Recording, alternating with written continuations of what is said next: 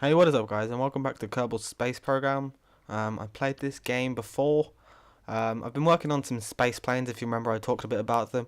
So last time I showed you a rocket taking off. I thought I'd show you some of my planes that I've been working on. So I have a few planes I've been working on. I've mainly been working on jets, um, like my small little fighter jets. I haven't made one that's got into space yet, but I'll show you my V1 of the microjet that I made. And now this is a small. I'll fly it for you, just to give you an idea.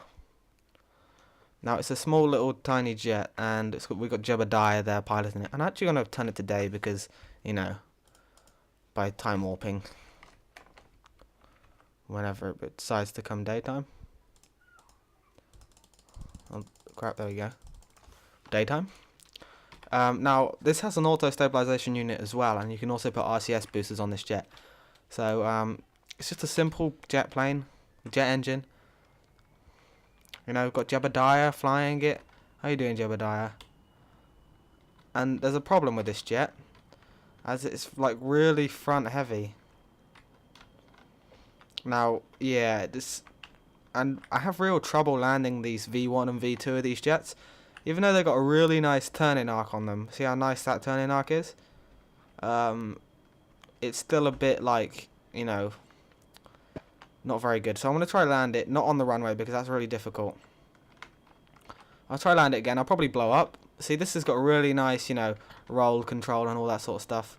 But it's, it's a bit unstable the way it flies. And pulling up is a bit buggy, per se, to say the least. See that? It's just... I'm going to pull the throttle down. Now the problem I have with this jet is landing, because obviously there's no reverse thrust doesn't exist in this game. And see how much the plane pulls up? I'm going to cut the engines now and try to land at the lowest distance I can. See, the engine just fell off when I landed that one. See, wings falling off and a big loud explosion for the plane to blow up there. That's what problem I have. So I went and made a V2. Now V2 is a little bit bigger. See, it has different types of wings, so it's more stable. It's a longer plane. It uses a different cockpit, and it uses a turbojet engine rather than a normal jet. So this one can fly higher, basically. We have Bill flying this plane. Bill Kerbal. They're all part of the same family, obviously. All inbred Kerbals. No, I don't know. See, this one takes a little bit longer to start up, but it packs more of a punch when it takes off.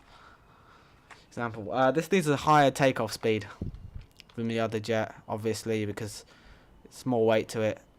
And it's got less vigorous takeoff, than the other jet. So if I spin this one around, this one's got a really large turning circle. This one's got different winglets on the wings, you see? It has some winglets to steady it more. See how a lot more stable this jet is than the V1 that I had. But you also see how much more of a pull up it needs. Like, it can't pull up very well, and to pull up you need to be on full throttle, and that obviously puts me at a disadvantage because full throttle uses more fuel. So this turning arc is huge on this plane. I'm gonna try. No, that's not a good idea to land on those hills over there, because the plane will just blow up.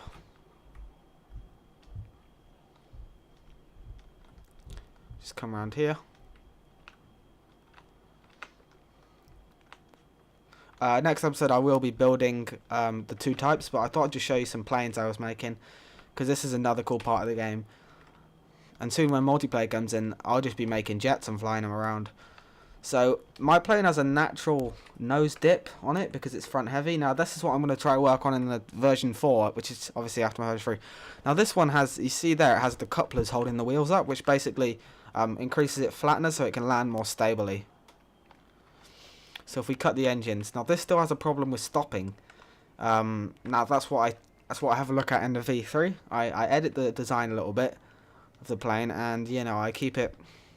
I'm going to cut the engines now and just glide, because I'm doing 120 kilometers an hour, which is meters a second, if you didn't already realise.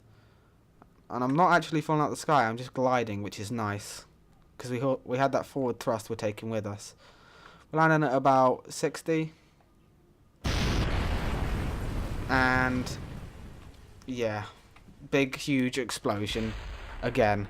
So I took that into the V3, and obviously the V3 can slow down. I'll show you if I load the V3 up. I also made a little bit of a TIE fighter jet.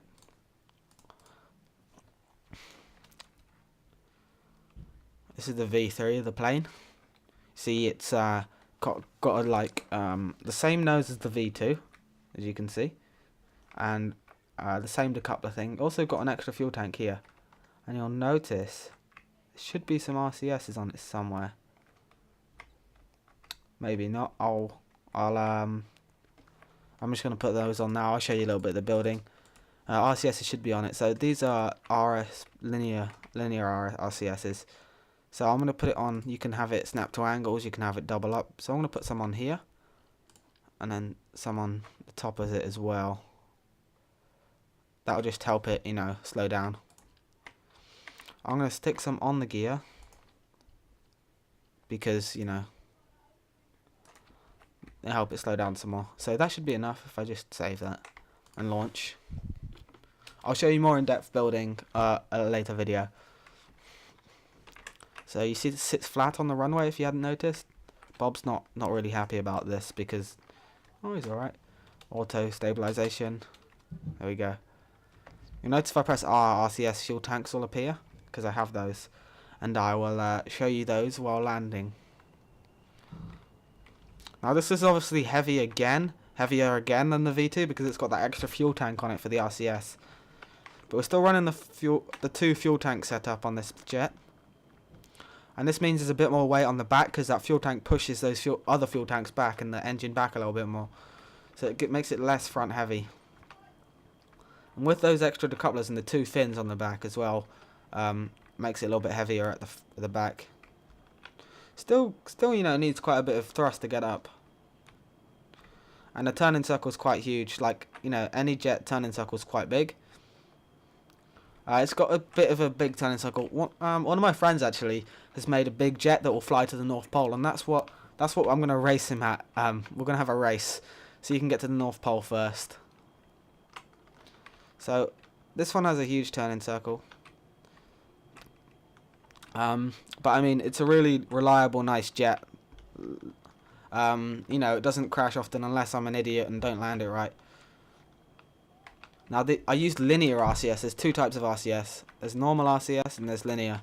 Normal one, RCS, will go in all directions. Linear will just blast out forward for slowing down, basically, or whatever. Now, I'm going to use it. Linear is mainly for planes, space planes, for slowing down.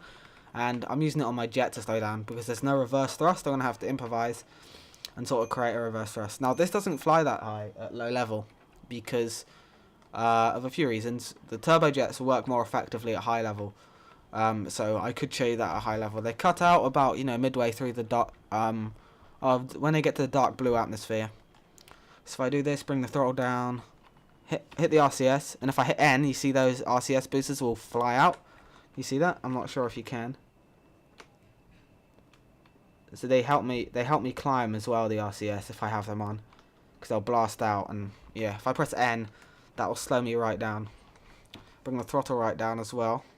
We still need a bit of throttle because we still need that forward motion to land. We have heaps of space to land on the fields. We're going to cut the throttle right down. See how slow we're going now?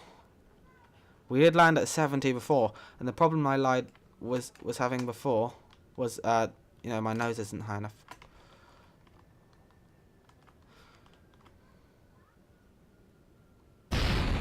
Yeah.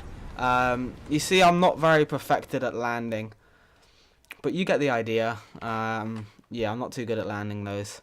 But thanks for watching. If you like this Kerbal thing, leave a comment and a like. I'll see you next time.